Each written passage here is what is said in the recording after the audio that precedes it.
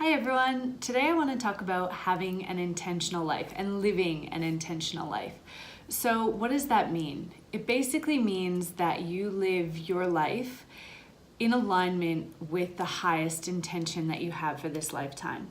Now, this is something I've been doing unintentionally for the last couple years, but I really became aware of it when I heard Oprah talk about it in during one of her speeches. And in this speech, she talked about how her business and her career really took off to the next level when she started evaluating her decisions based on how well they aligned with her highest purpose in this life.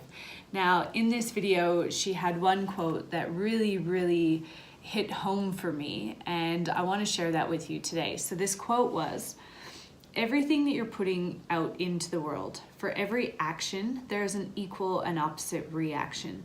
No matter what you do, the energy of what you do, what you say, and most importantly, the energy of who you are is going out into the world, into your home, your relationship, and that energy is always coming back to you." And when she said that, I sat and I thought for about an hour. I just sat and I looked at my life and I looked at the choices that I had made. Now, this goes far beyond the law of attraction. This is actually physics. And we know that for every action, there is an equal and opposite reaction. Now, throughout your day-to-day life, are you making decisions? And these are snap decisions, snap judgments in the blink of an eye, and they happen very quickly. But are you doing things throughout your day that are in alignment with what you want to leave behind in this life? Or are you reacting from a place of fear and scarcity maybe that is not in alignment with what you want to create? And so I have 3 steps that I want you to look at doing in order to create this life of intention. And so the first step is that we begin with the end in mind.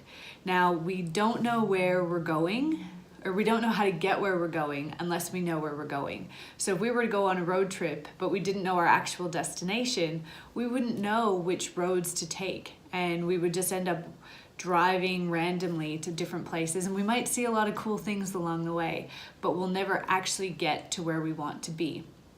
So I want you to sit down and I want you to think about when your life ends, and I understand that that can be a little bit morbid, but let's face it, it's a reality for all of us. We're all going to reach that day when our life is coming to an end. And so when you're at the end of your life, what do you want to leave behind? How do you want to be remembered by the people in your life? How do you want to be remembered by the world? What is your legacy? And so oftentimes when I talk to parents about this, they want to leave behind children who had loving and fun memories. And yet in their day-to-day life, when they're stressed out or they're frustrated about something, they tend to snap at their children. And they start to push their children away or break that connection completely unintentionally, of course. And you know, I understand that when you're frustrated or in the heat of the moment, it can be easy to go into reaction and to snap at somebody. But is that decision to snap at your partner or your child or one of your friends, is that in alignment with the life and the legacy that you want to leave behind? And if it's not, then we need to start rewiring our brains to have a more empowering and positive reaction or response to those situations. So once we figure out where we're going, we can then look at how we get there. So the second step is to write down your values and the behaviors that align with achieving that legacy. So what are the most important things for you to do and the most important personality traits and characteristics for you to demonstrate in order to reach that legacy? And then you can evaluate your day-to-day life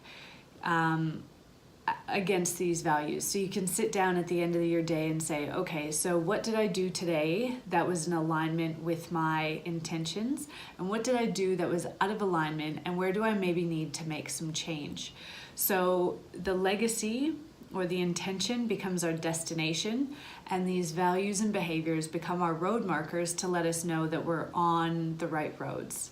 And then the last thing that you're going to do, point number 3, is to sit down and to create a mission statement for your life. Now, it's probable that if you've started your own business, one of the first things that you did was to sit down and create a vision and a mission for your business. Or if you're working for a company, your company will likely have a mission statement. And this mission statement is what the staff, the management, and the leadership team will use to direct the decisions of day-to-day business. So if they have an opportunity that comes up, does that opportunity align with the mission of the business, or is it just a distraction? So it's funny to me that we have these mission statements for our business, but we don't have a mission statement for our lives.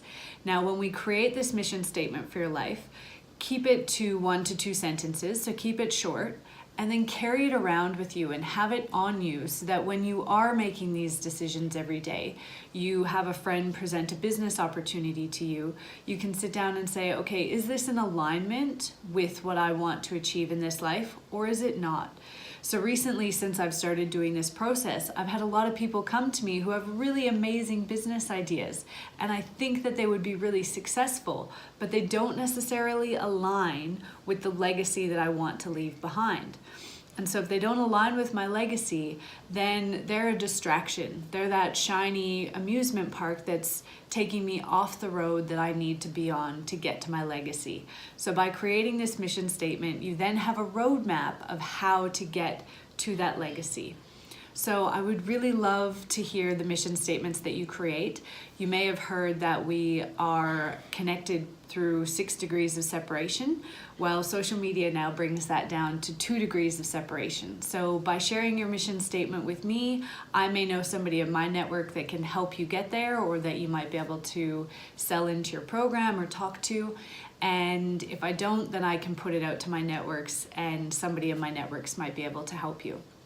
So please share your mission statement with us, send it through, I'd love to hear it, and I'd love to hear how creating an intentional life changes things for you in your business, in your relationships, and in your life in general.